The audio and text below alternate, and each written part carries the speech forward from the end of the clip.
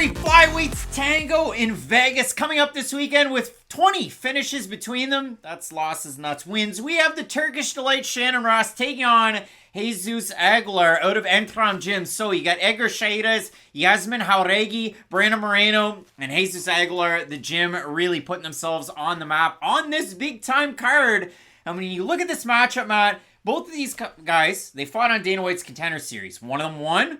One of them got finished and dropped 3 times and ruptured his appendix and got blood poisoning after he fought. That's a lot of bad stuff to happen in one day. A lot of bad stuff. Now, you don't get over 33-year-old fighters at flyweight very often making UFC debuts, but Shannon Ross is an exception to that rule.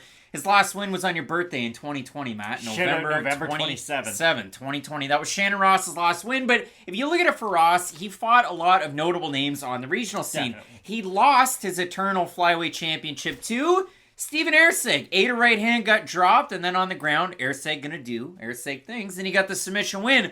If you look at it, he also had a win over Charlie, and I want to make sure that I get this right, Alaniz, who was on The Ultimate Fighter Season 24 with Terrence Mitchell, Alessandro Pantoja, and Brandon Moreno. So a good win there for Ross. He has a loss at bantamweight against Ashkan Mokhtarian. That obviously doesn't look great, but Mokhtarian did look a weight class bigger. Is it fair to say this, though, and you've kind of tiptoed around it, but I'll just get to the point. Do you worry that Shannon Ross did spare a little bit too much of himself on the regional scene with his fighting style? Because we have noticed the consequences of that in the UFC up until that point. I understand the story, and I'll float some of those pictures up there. He was a mechanic before he came into the UFC, a father of 4. He trains out of, Queensland, so that's pretty cool to see, but for Shannon Ross, I mean, in his fight against Cletus Rodriguez, who came in at 127 and had that Mokhtarian vibe. He looked so much bigger than Ross. He walked across the cage. He had no respect for Shannon Ross, who landed a leg kick, and that was it. Landed that big right hand, and he ends up getting the win over Ross. Now,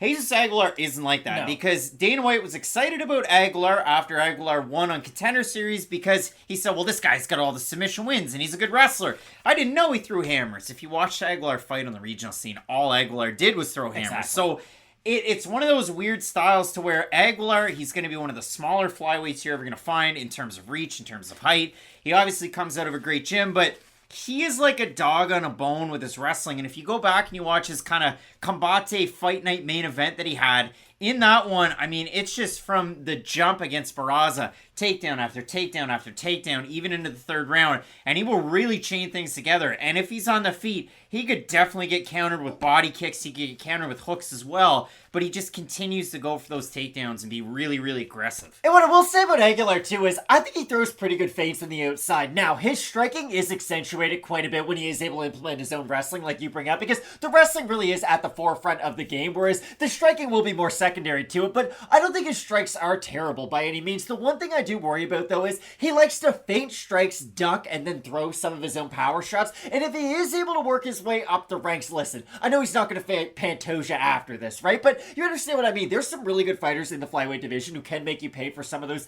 maybe just shortcomings with your game, and that's the one thing I'm worried about with Jesus watching the film. He is a little bit predictable with some of his strikes to where it's a lot of feint, and immediately after the feint, he will duck and throw a lot of strikes. So that's just one thing I do worry about when you're fighting a guy like Ross, who, yes, we bring it up. He has been susceptible to the power shot in the past, and if Aguilar can get his respect on the feet, then that's just going to open up his own wrestling that much more. But that's one thing I have noticed about Jesus is he does like to throw those feints and then throw his power shot. And when it comes to the fight IQ portion of things, that main event that he had against Barraza, I said he won. I said he's super aggressive. In the 3rd round, he gets the action up against the cage, and then he almost pulls guard, and Barraza ends up in top position, and he's there for the majority of the round. So I had that one in 29-28. Aguilar then ends up on Dana White's Contender Series. He fights the striker Erison Fajeda, who had to weigh in twice on that one, who tired after the 1st round as it went on. Aguilar gets that big finish, and Aguilar's last fight was against Tatsuro Taira. Lands that crazy leg kick. It kind of wobbles one Taira. He then goes in for the guillotine, does Aguilar,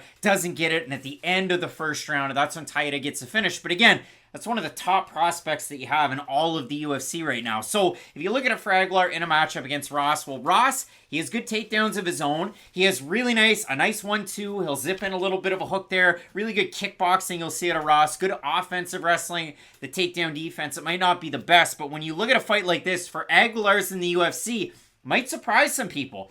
3-8's the total record. And if you look at the two most prominent Aguilars, Kevin Aguilar, yeah, he went 2-4. What about the one that everybody remembers? The Jag? The Jag. She went 1-4 in the UFC. Was it that bad of a run? Yeah, because she was a champ outside of I UFC. get it. My mind's eye remembered that a lot better than what it really was. You don't think of her outside of the UFC. When you look at a matchup like this, Matt, Jesus looking to kind of pull that together for the Aguilars. He is a pretty big favorite in the matchup. We have a look at the Topology vote. Surprised us there to you.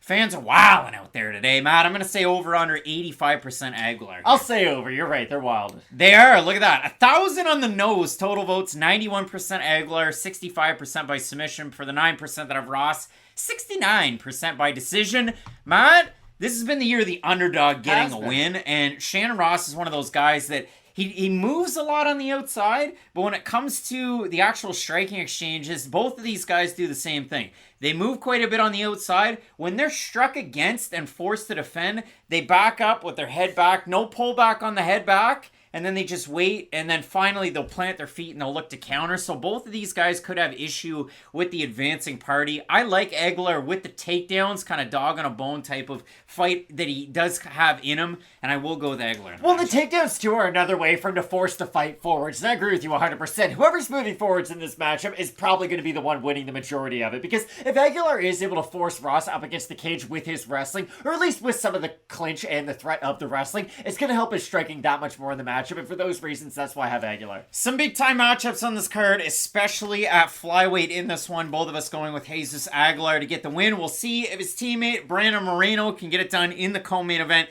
He's taking on Alessandro Pantoja. You're not going to want to miss any of it. Keep it locked in with Fight Night Picks, we always say. Let's get into it.